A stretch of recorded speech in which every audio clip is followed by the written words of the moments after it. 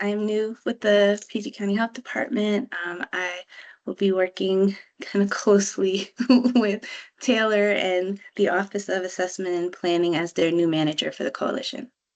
So thanks for having me. Thank you. And I see Kristen's hand. Yeah, I'm also new. So, hi, I'm Kristen Brown. I'm a senior research associate at the Urban Institute in DC, but I live in Largo. So, glad to be here with you all today. Thanks for joining us. Hi, and I'm Dawn Brown from Maryland Wellness. I think I joined one other meeting and then I had some conflicts in between, so I still consider myself new and really glad to be here. We are an outpatient mental health clinic with locations across the state, including in Upper Marlboro. So really glad to be a part of this group. Thank you. Wonderful. Thank you so much for joining us, Dawn. I started our meeting recording. Christine jumped in today to give you all a little bit of context and welcome you all to the July Health Equity Workgroup meeting. As she mentioned, we took a brief hiatus last month in observation of Juneteenth. Hope everyone had a wonderful day of reflection and celebration, and happy to welcome everyone back. We want to go ahead and continue with the introductions. I've put up on the screen a little icebreaker since it's been some time since we've last connected. If folks would like to say your name, your organization, and an activity that you have enjoyed this summer that you've already done, or something that you may be looking forward to doing. Good afternoon, everyone. My name is Cheryl Maxwell. Can you hear me? Yes, we can. Yes. Welcome, Ms. Cheryl. Wonderful. All right. Something that I've enjoyed doing thus far this summer. I love my walk in my favorite park that is there's a lake, Artemisia. Just beautiful nature, the birds, the beavers. Okay, and I'm with the Black Mental Health Alliance. Welcome, everybody. Thank you, Ms. Cheryl. Thank you. I love Lake Artemisia. I haven't been there in years. I need to go back there. It's beautiful. It is beautiful. Anybody else? So, what other activities have you all enjoyed this summer?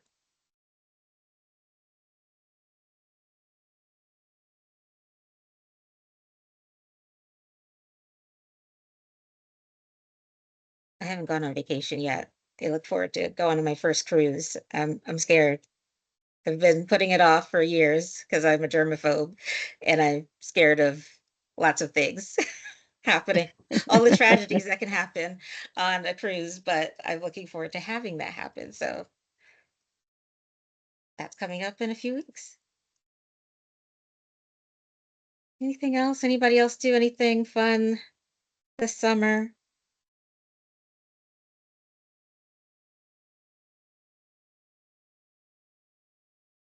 You're a quiet No, group today, I see. not much. I just went to visit my son and his family in Georgia. But the rain is stopping a lot of things. A lot of rain is stopping a lot of things to even plan. I know it's been a Yeah, very and stormy summer I'm everywhere, all up and sure. down the East Coast. So I Yes, went to visit my mother in Florida last week. Storms every day, but Florida storms. Same thing here. I'm glad that it's at least in the evenings for the most part, and not during the day. right, right. Yeah. All And it's right. almost and it's gonna be gone by the time I get to put my toe in some water. I know.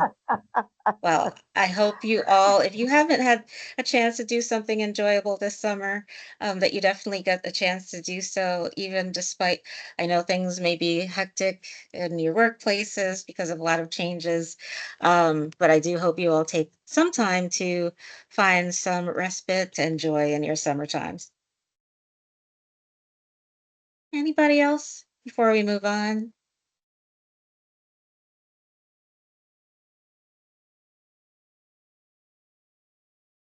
Great. Well, we kind of talked about the new coalition. There was an self-introduction of the new coalition manager, but we'll talk a little bit more about that in a moment. Then we'll move into the county's equitable access to primary care work group updates, and then we'll have an open discussion. We are in an environment and a landscape where there are things constantly changing. So we've decided to include some time on this agenda to discuss things that are changing, things that are happening on all levels of government and how they impact us on the local level. Um, I found that it was helpful to have this type of discussion internally in my own organization, and hope that we can do the same here. Um, and then lastly, have community announcements and then adjourn. Is there anything else anybody, well, yep, we can share them in community announcement, but uh, Taylor? Wonderful. Thank- Thank you so much, Christine. So I'll quickly share our vision here so we can get started. So as always, the Health Equity Work Group's vision that we always ground ourselves in our monthly meetings is a vision in which Prince George's County is a place where everyone has equitable access to achieve their full health and wellness potential, regardless of race, color, religion, country of origin, immigration status, class, age, disability, sexual orientation, gender identity, or health literacy skills. So this is especially important in the environment that we are currently in, and I applaud you all for upholding all of the wonderful work that you are all doing to continue to contribute to health equity and advance health equity in Prince George's County. And we are very thankful for you all being here, sharing the same vision and being able to have these open and candor discussions and seeing how we can go ahead and put some things in place to still move the needle on health equity here in Prince George's County. So thank you all for being here. And so a bit of a personnel update that we wanted to go ahead and give. So for those who do not know, I have now fully transitioned from managing the coalition. So I wrapped up my duties with the coalition at the end of June. So I have moved over to another division in the health department, but we are very, very excited to be welcoming the new coalition manager, Shanae Vicks. She is joining us. This is her first week. So as you can imagine, it has been a very busy orientation week. But as soon as I saw the week that she was starting, I had to bring her to the Health Equity Work Group to warm her up to the coalition, to get to meet you all, to get to meet our champions, and for you all to get to meet Shanae. She is so wonderful and brings such a breath of fresh air to our coalition. And I am so excited to see what you all will do together. So a little bit about Shanae real quick. Shanae Vicks is a passionate health educator and public health professional dedicated to advancing health equity and health literacy. She is originally from Southern New Jersey and moved to Maryland to earn a Bachelor of Science degree in psychology from Morgan State University. She later went on for her Master of Science degree in public health from the Johns Hopkins Bloomberg School of Public Health with a concentration in health education and communication and a certification in maternal and child health. I know child and maternal health has been big for this work group, so excited to hear more on that front from Shanae. In her recent years, Shanae has deepened her focus on health equity and health literacy, working to ensure that populations facing systemic barriers have equitable access to education, services, and resources. She actively collaborates with community organizations, leaders, and members to address the social determinants of health, enhance local service delivery, and build trust within the communities affected by inequities in care. Her work reflects a commitment to culturally responsive, community-informed approaches that prioritize those disproportionately impacted by health disparities. So from that, you can tell she is in the right place. Certainly looking forward to working more with Shanae. Shanae, anything you'd like to add? No, other than that was a really long bio, so I'm sorry you all had to sit through that. But thank you. I'm really excited to be a part of the team and to work with you all. Wonderful. Thank you so much, Shanae. So Shanae, if you wouldn't mind dropping your contact information there in the chat, but as you can see up on the screen, here's Shanae's contact information. If you all want to connect with Shanae, introduce yourself, introduce your organization, give her a little bit of context about the coalition from your perspective, that would be very helpful in facilitating this transition. But again, thank you all for continuing to show up, support the coalition through these transitions, and we look forward to continuing to promote all of the great work that you all do. And Taylor, just to be clear, so the PGHAC email that you typically have used, that will still be active, and I assume, Shanae, you'll be managing that and behind the scenes? Yes, so that's a shared email address. So Mhm. others across the health department, they all have access to that shared email. So that will still remain active. You can still send community announcements to the PGHAC email address, and you can also send those announcements to Shanae's personal email there in the chat. Thank you. And before we move on, I just want to make sure before we get to the end of the meeting that we take the time to thank you, Taylor, for all that you've done. I know you've worked with us. I feel like this is the longest there's been somebody supporting the coalition. You you were doing it together with uh, was it Kim? Yeah, Kim Stitchcomb. You handled the transition when she went to another health department with Grace. And I thank you for everything that you've done for this work group and the entire coalition. So definitely want to make sure that we give you your flowers before the end of the meeting when people start running away. So thank you so much. Thank you, Christine. It has been an honor and a lifetime working with you all, and I am still around. My email address is still active, so if you ever need anything, feel free to reach out. I am over with health and wellness now, so I certainly hope to continue engaging with all of you all as it relates to county initiatives. So continue to reach out if you need anything at all. I am always happy to assist. But again, I thank you all for all of your advocacy efforts. It's been just a real honor and a privilege to work with you all. Alrighty. Well, we wanted to get new introductions first in our meeting, but we still have a lot of content to go over. So if you'll bear with me for one more meeting, I'd like to go over a few topics with you all. So in our last meeting back in May, before we adjourned for the June meeting, we had conversations about this work group that has emerged at the county level. So this is the work group to explore equitable access to primary health care for all Prince George's County residents. And so this is a work group that is led by county council. This came up for our work group, for the health equity work group in particular, when we were talking about the Health Assures advocacy efforts. So really quick elevator pitch for those who may not be familiar with Health Assures. Health Assures is essentially the pot of money that reimburses our federally qualified health centers here in Prince George's County. I believe there are 6 FQHCs, and Health Assures helps to reimburse those FQHCs for the services that they provide to uninsured and underinsured folks in the county. And so at the beginning of budget season, we were alerted that Health Assures, that the funding was going to be cut pretty substantially down to $1 million. This work group immediately jumped on that and said, we recognize how important the Health Assures effort is.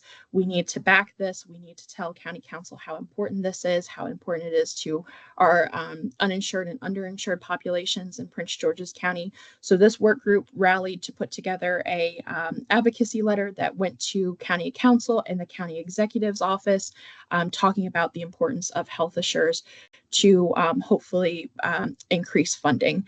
And so happy to report that that effort was successful. So County Council did release the final budget. I can put the link in the chat for those who haven't seen it just yet, but Health Assures did receive, was allocated $2 million in the FY26 budget. But with that in mind, I know this work group wanted to stay up to date with what was happening around Health Assures and what was being done again around providing equitable access to primary health care. So this is one of those work groups that we wanted to keep a temperature check on. I know some of our members on the health equity work group are part of this work group, but I wanted to go through and do some quick updates. This work group, they had a meeting in June, and last month in June, and they covered some pretty important topics that I think are important to this work group. So I'm going to run through a few updates. I'll put the meeting recording in the chat as well for anyone who would like to go back and review for themselves.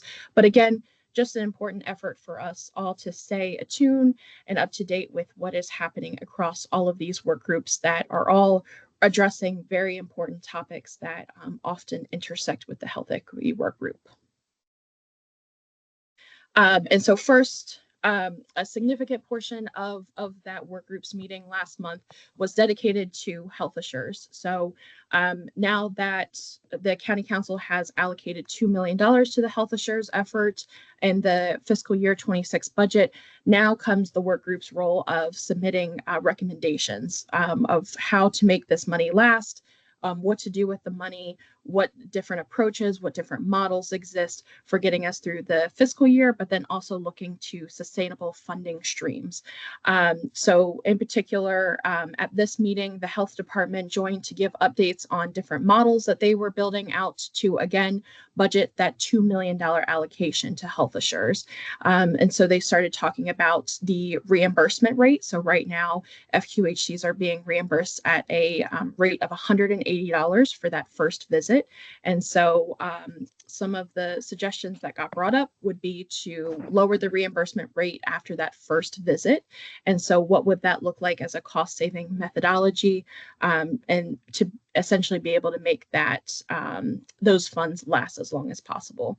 We know from our FQHCs that the average adult is accessing a FQHC for 2.5 visits per year. So anyone who is walking through an FQHC's doors is on average visiting them 2.5 times per year. And so with that in mind, the health department was able to take those numbers, take the reimbursement rate, suggest the rates for after the first visit to see, again, how many residents would they be able to serve across the year with that $2 million allocation. As this work group knows very well, those monies are typically spent at the very beginning of the calendar year. So here in Prince George's County, our fiscal year started July 1, and usually by January, February, March, those funds are already depleted. And so we know that that's been a struggle. So this work group is really working hard to suggest different models. This was not decided on. This is just a model that was suggested during the meeting, but something that they are going to continue to follow up on, and then submit final recommendations for an FQHC reimbursement model. So I know that that is a primary goal of that work group, but then also looking at the sustainability piece so that when we come up in the next budget season, we're not in this same conundrum of decreased funding for health assures, as we know it's a very, very important program here in Prince George's County to our FQHCs, and again, to make sure that we are serving our most vulnerable community members. So with that being said, again, we'll continue to keep a check-in as to their efforts to see the model that they decide to continue with, and then talking about sustainability. I'm sure, as Sharon Zalewski, as she goes to these meetings, she could also provide some updates as well as to the sustainability piece. And if we need to bring in the content experts that you all are to start thinking through this as well, we will certainly keep you all informed.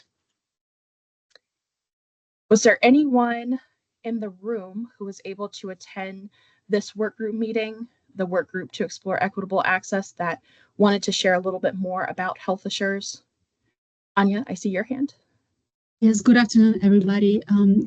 So I'm one of the people who has to attend all the meetings, and I'm also tasked actually with writing up all the recommendations for this particular work group. So just FYI, these particular models have been proposed by the health department, and subsequently there have been discussions by the federally qualified healthcare centers who, and they're still finalizing how they feel about these proposals. But just because this is what was proposed, yes, this is just essentially a proposal. We're still not on the same page, and really our number one priority is to identify funding to make sure that health assures can continue, for now at least, the way it is. And then in the future we would like to explore other models for actually expanding the program even further, and that'll be called Prince George's Cares program.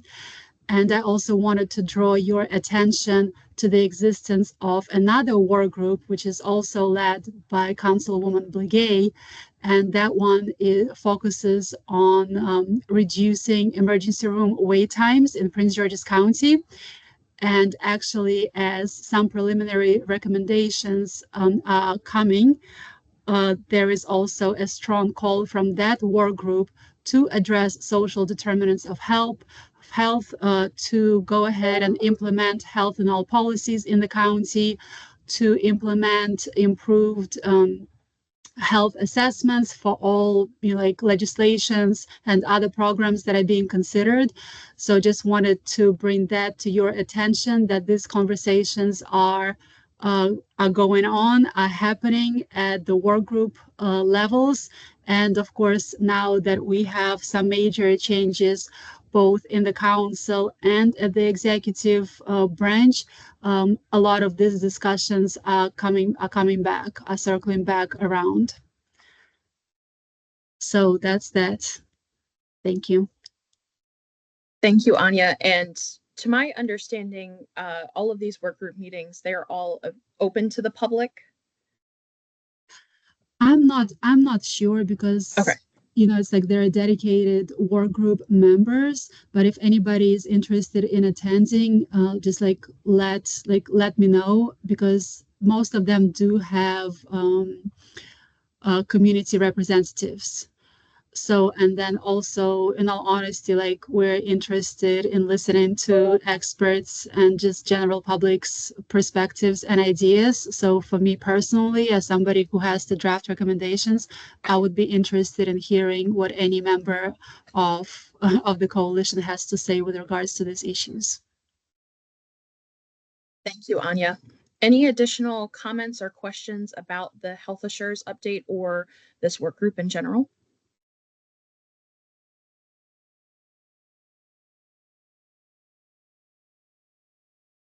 So, I mean, it does seem like what I'm hearing, you mentioned, Anya, so there's still some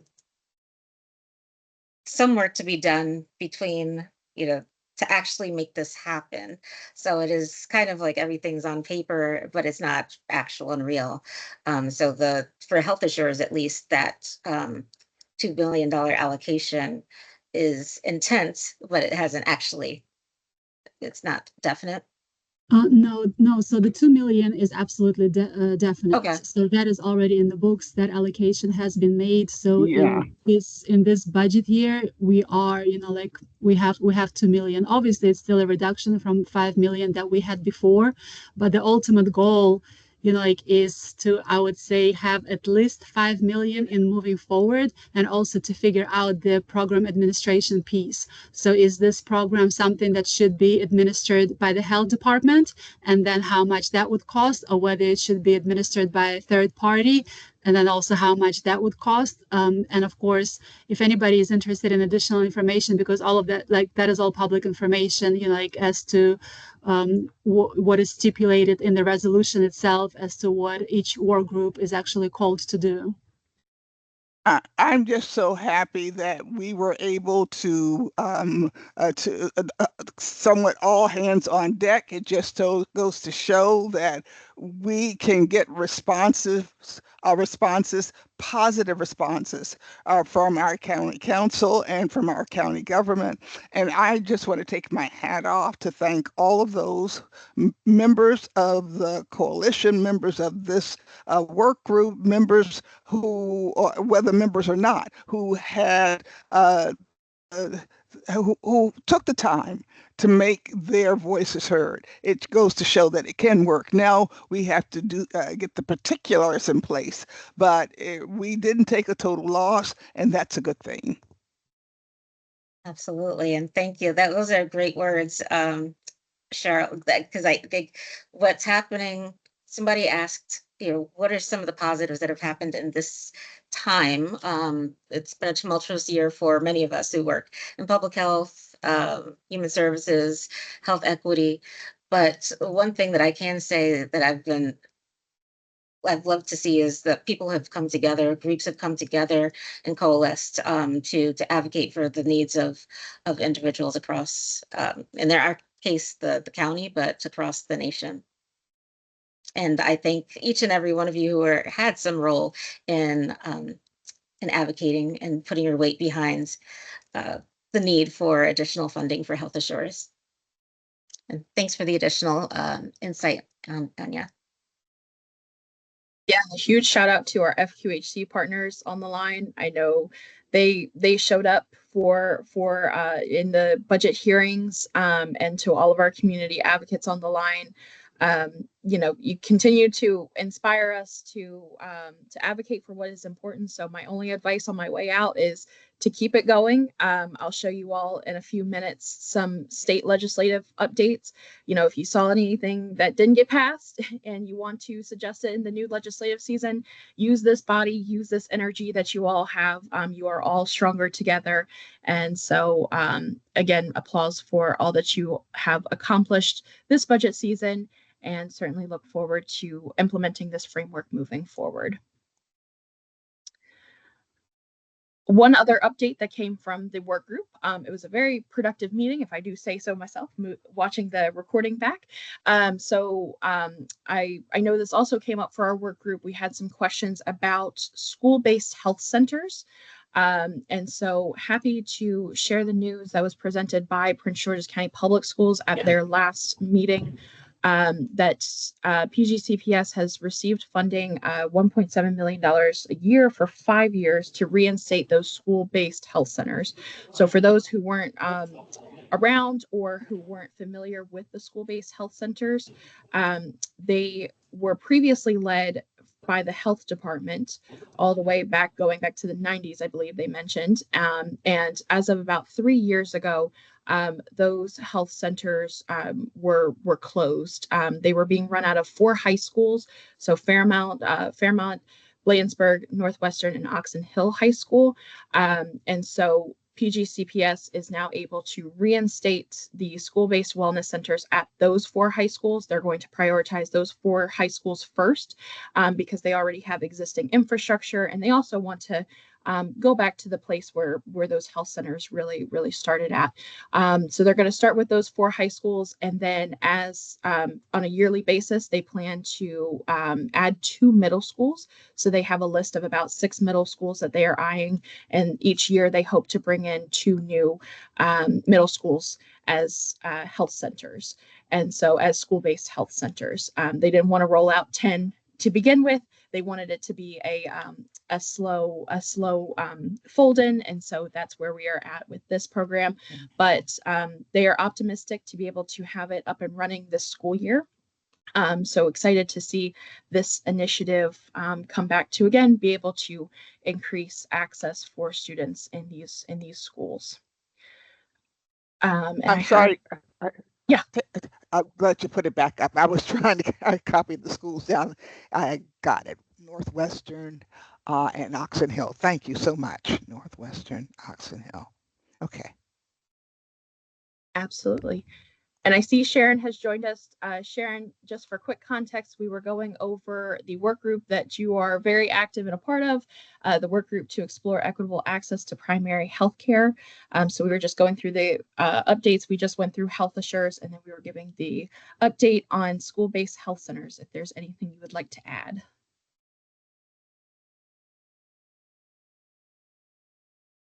No, I have nothing to add. I don't know if you mentioned that the provider for the school-based health centers is going to be Children's National Medical Center.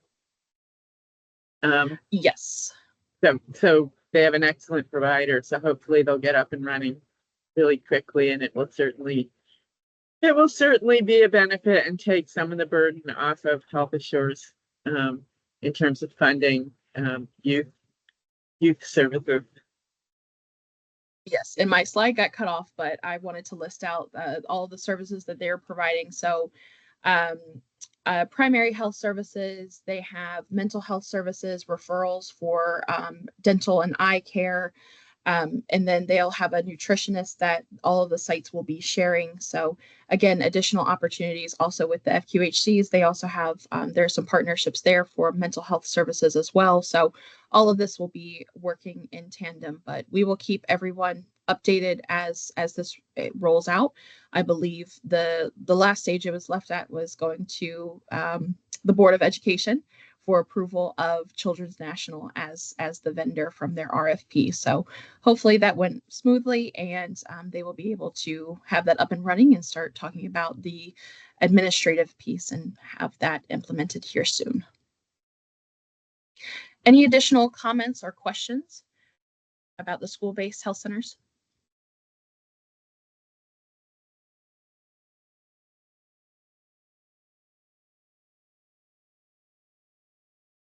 Alrighty. Well, just to put on the agenda, looking ahead to our next meeting. So this work group in particular is going to meet next Wednesday. So Wednesday, July 23rd at 1:30 p.m. via Zoom. And so we'll do something very similar in our next meeting, be able to give updates as things are decided about Health Assures and how that program is going to roll out, and some of the administrative decisions. We will keep the work group updated, but if anyone is interested, the recordings are always posted to the county council's website. So you can, anyone, anywhere, anytime on demand can go back and review those recordings to see what was discussed and decided. And same thing goes for the work group. I see some folks have put some links in the chat there about the ED wait times, about their work group. So folks can, stay connected to some of these decisions and some of the work groups that are being held at the county council level. Yeah, I was going to say the next emergency room wait time work group meets on Monday, the 28th at 6 p.m. Awesome. Yeah. So if you all are interested, that can be something that we discuss in our next work group meeting as well. If we want to do some updates from the ED wait time work group. Does that sound like something folks would be interested in hearing about? I think so, especially if that work group is focusing on health and all policies or making recommendations. That is for those of you who are newer, that is something that this group has historically been recommending that the county pursues. So I think it would be great to monitor what the outcomes of that work group. Great. Alrighty, and so jumping into our next discussion topic. So this was proposed back in our May meeting. As Christine alluded to at the beginning of the meeting, so much is going on in this public health and legislative bubble. And we want to make sure that we are giving time. We recognize that all of our partners are coming at this work from very different backgrounds, from very different responsibilities in the community. And we want to give you all time to talk about any burning issues, any policy changes that you're seeing that have trickled down to your organization or the work that you provide in Prince George's County. So moving ahead in each of these meetings, we're going to have this open discussion time where we can openly discuss about the impacts that we may be seeing in Prince George's County, but something that I want to introduce with you all. I'm going to give us some time here in just a quick second, but I wanted to put this up for you all to take a look at as we start to have these discussions, as we continue to have these discussions. I want to do a better job of documenting the actual issues or concerns that are raised. And so what we're going to do on the health department side as more of the administrative body leading the coalition is we want to take notes of the issues that you all are bringing up and do some research behind the scenes on some best practices and some next steps that we can recommend back to the work group. So this is going to go on behind the scenes. It'll be something that you all have access to, but we'll take notes month to month to be able to keep track of this. So in order that when we hear some of the challenges that you all are experiencing, we're able to turn those into action, and we're able to return back resources that would be helpful for you all to take back to your organizations or to your work in the community. So here you can see we had a discussion back in May. It was raised about what folks were doing around DEI language and how DEI terms were being weaponized, the mis and disinformation surrounding a lot of those terms. And so one of our research assistants, Krista Smith, who is on the call with us today, she's been supporting the coalition. She went behind the scenes and did some work, some research around best practices related to DEI language. And so this will be something that we want to start running on a monthly basis. Again, we'll do a recap of what we discussed in our last meeting and then some of those recommendations that we can offer to you all. So with that being said, I will go ahead and open the floor. If anyone has anything that they would like to mention for our open discussion time today about any federal executive orders that may be threatening DEIA or any of the impacts that we may be seeing at the federal, state, or county level.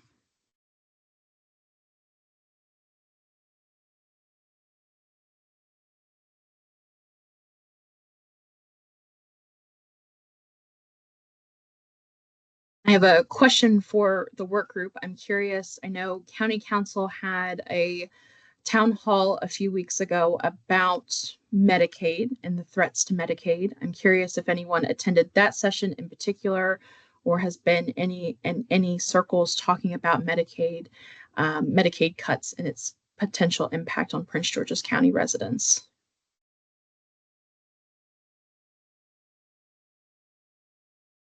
Sharon?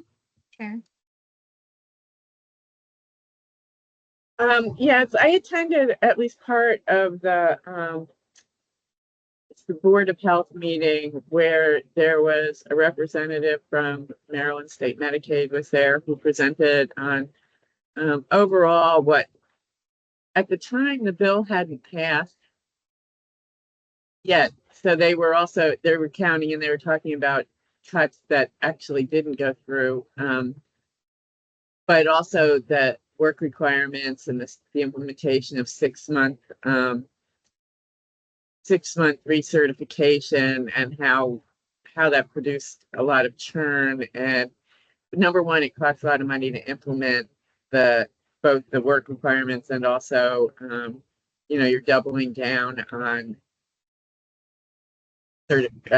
recertification so that's done 6 months instead of annually, and it's more work and more staff and more time that the churn would produce, people going on and off Medicaid basically frequently, and that's been the experience in states where they have implemented work requirements and other things.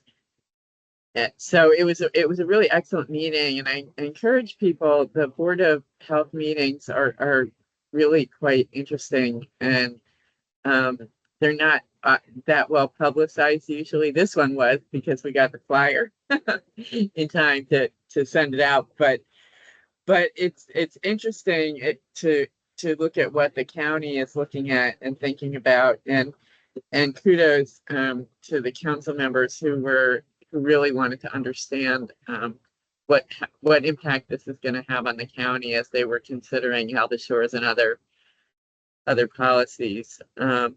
I just got off a call from with a national call that's led by Community Catalyst about the changes. It was sort of a post-mortem on the passage of the reconciliation bill. And just so everybody's aware, and what they kept reiterating is that many of the Medicaid provisions do not go into effect until 2027 and 2028 after the midterm elections, so that people will have short memories and will forget what things have been proposed, and will be no doubt surprised unless we keep reminding people that this is what is going to happen. The other thing is that some of the states that provide for programs at the state level for undocumented, uninsured, low-income people are starting to roll back their programs, including California and the District of Columbia, which are the oldest and among the oldest, largest, and most well-established programs. I'm looking to see what here. Oh, and the other thing is that there has been legislation introduced by Representative Holloway to roll back some of what was passed in the reconciliation bill that impacts rural hospitals, which is the provider tax. They want to roll back the cuts to the provider tax, and the provider tax is used to fund services and benefits the hospitals. And so in order to help preserve rural hospitals, keep asking for to allow for the higher rates of provider taxes. And the question I had that they answered was the only way to make changes in what was passed in the reconciliation is through specific pieces of legislation. So there's no, giant rollback that can happen. It has to be done piecemeal by specific pieces of legislation. And I think May that I, is I'm it. sorry, may I ask a question, please, just for clarity? Sure. We're talking about a federal bill, federal proposals, is that correct? That's And correct. and it would have the greatest impact on rural hospitals, correct? Well, no, it's going to impact all the hospitals. There's going to be Okay. all of the hospitals will experience likely experience an increase in the number of uninsured individuals Right. coming into their emergency departments for care. And as they start implementing these new requirements,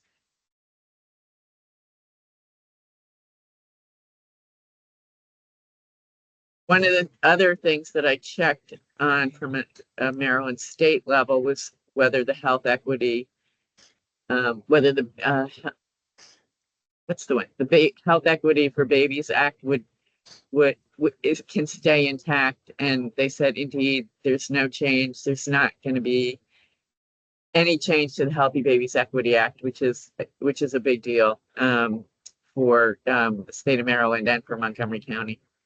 I mean, Prince George's County. Gosh, where am I today? Oh, What he's happens when challenged when you work in drug. that happens when you support multiple jurisdictions. I I was get just going to it. say, it's where am I on this day? Totally get it. So that was one thing I did make sure to check on because I was concerned that Maryland might need to roll that back.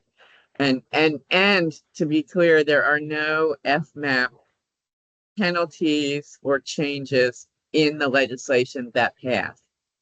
There were no FMAP changes. Some folks were discussing that there may be a second reconciliation bill that may try to revisit the FMAP changes, but so far nothing has surfaced at the federal level.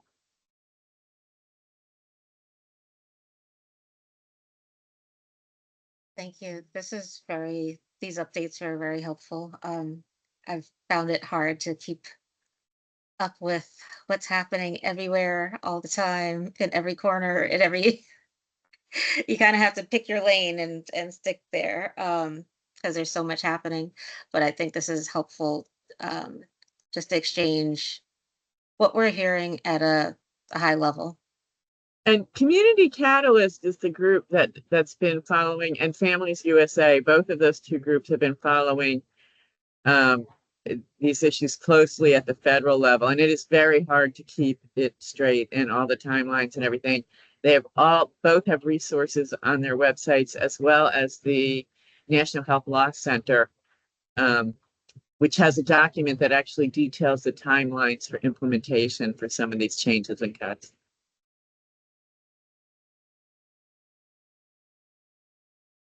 If I can find the links, Taylor, I will send them to you and you can distribute them. One more clarification. We've got the Community Catalyst, and which is a nonprofit organization, the National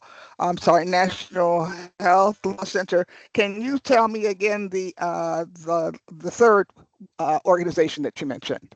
It's Community Catalyst, Families USA. That's it. Families. Okay. Families. I'm sorry. Families Repeat USA. that. USA. Families Got it. USA. Uh-huh. And the National Health Law Center. Got it. Okey-doke. Thank you. I see. Christine's been putting the links in the chat.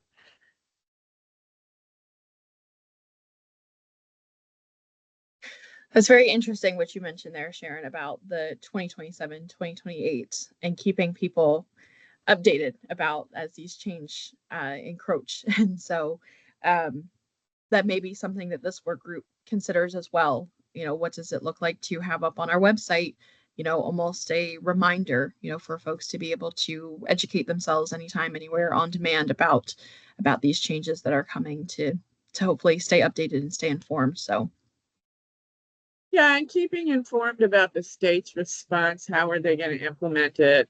And every state is going to be different.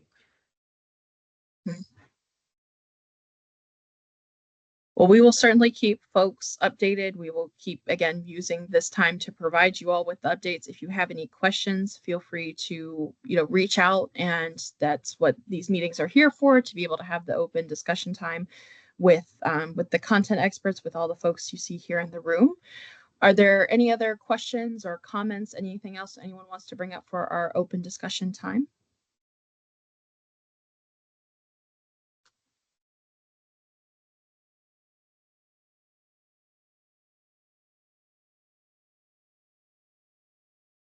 Alrighty. Well, again, we will continue to keep the issue tracker updated as we have these discussions. If we can find any promising next steps or best practices that we can implement at a future meeting, we will keep everyone updated meeting to meeting. Something else that our research assistants have been working on over the course of their time with the health department, they put together a policy inventory. So they did a recap of the Maryland General Assembly, the 2025 health legislation that was passed. There are over 200 bills that they tracked.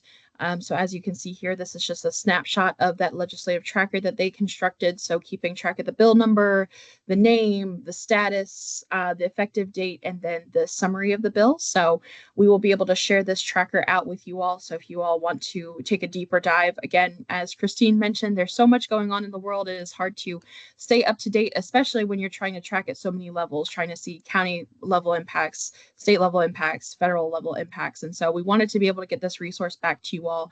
It'll also go up on PGC Health Zone as something that folks can be able to access, again, on demand, and have access to this information synthesized in one place.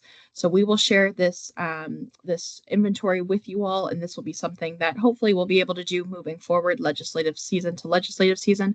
So you can take a look at what did pass, what's going to have implications on Prince George's County, what we should pay attention to.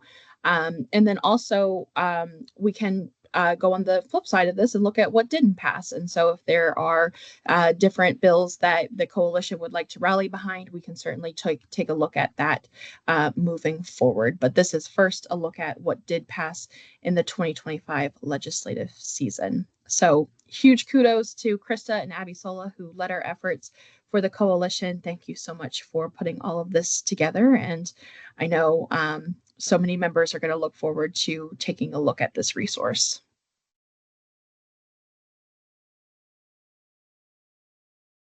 All right. Any additional questions or comments before we move into our community announcements?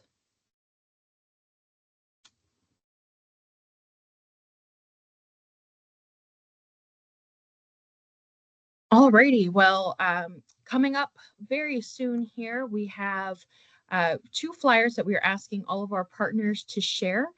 So there are going to be 2 focus groups taking place. One is taking place in Prince George's County here in Capitol Heights, and then the other is taking place in Baltimore.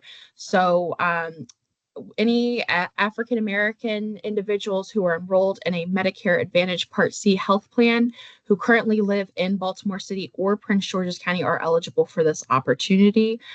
So we are, again, looking at folks ages 65 to 67 who are interested in participating in a research group discussion on Medicare plan information. Those folks will receive a $25 gift card and a light meal for their participation. So again, 2 options available. The first taking place on July 19th from 10 a.m. to 12 p.m. there in Capitol Heights. Anyone who is interested, again, please get this flyer out to folks. And then if they are unable to make that date and willing to make the trek out to Baltimore, you can see there that the next opportunity is taking place on July 21st from 11 a.m. to 1:30 p.m. And then next, Christine, do you want to give this update from? Sure. The Institute for Public Health Innovation, we are hosting a community health worker career and conference and career fair on August 21st. It will be at the True Reformer Building in Washington, D.C., so it's right off of it's on U Street. We are inviting all community health workers, promotores, allies to attend. Cost of registration is $25 per person, and yeah, that's it. Please feel free to share that with the community health workers that you know in the region. Specifically, we're going to focus on DC, suburban Maryland, and suburban Virginia. Thanks, Christine. And all this information will go out in our meeting notes as usual, so everyone will have access to these copies to be able to share with your networks. Alrighty, well, before we adjourn for the afternoon, are there any other community announcements or any upcoming events anyone would like to share?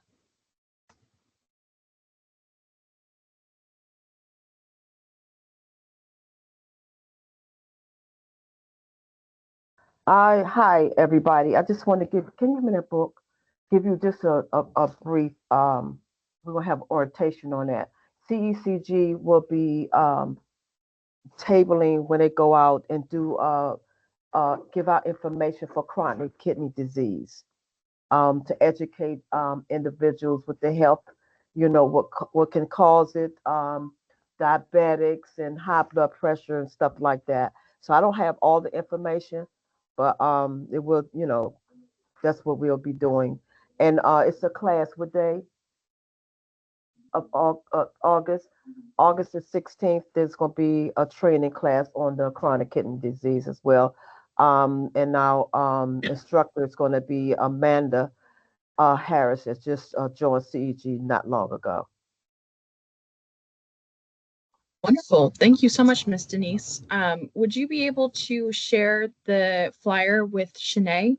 She put her Sure. contact information here in the chat, but we can put it again for your reference. I will. Let me get her information right now. Thank you. Thank you, Miss Denise. Anyone else have any other community announcements?